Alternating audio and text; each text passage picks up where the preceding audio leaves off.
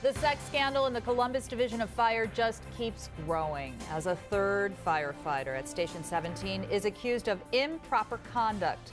Thanks for joining us at 6. I'm Kristen Hartman. And I'm Jerry Revish. 10 TV broke the story of the first investigation last July. Investigators found firefighter Mark Kane conducted a year-and-a-half-long sexual relationship inside Station 17.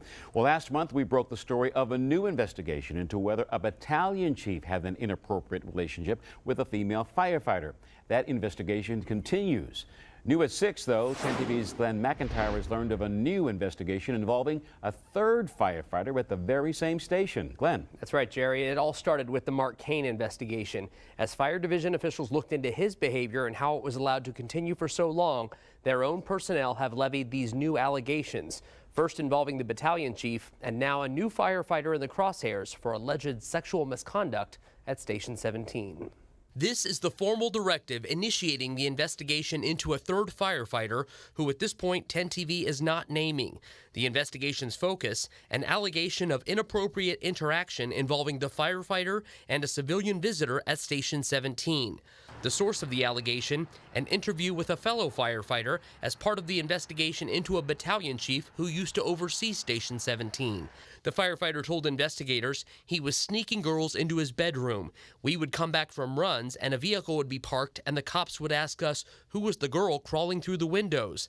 Investigators asked, so there was a girl going through his bedroom window in the back of the station. Yes, the cops would ask, and they would ask who was coming in the doors at 2, 3 in the morning.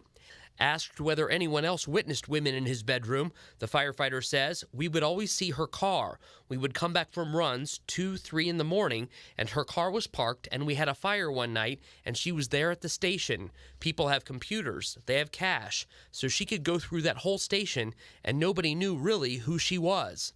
So what was done about that? Asked investigators. That's what I'm saying. It seemed like certain people were trying to get away with whatever they could get away with there. That's when the Mark Kane thing started happening. So you think they took advantage of the lack of supervision? Asked investigators. The firefighter responded, they took advantage of the lack of supervision that was at Station 17.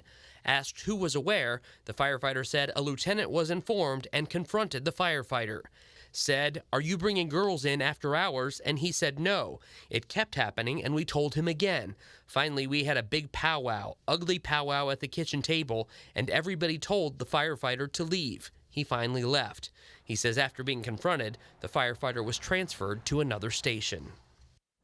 Now, as we reported last month, the investigation of Mark Kane found him guilty of dishonesty, insubordination, and failure of good behavior. Fire Chief Greg Paxton is still deciding his fate.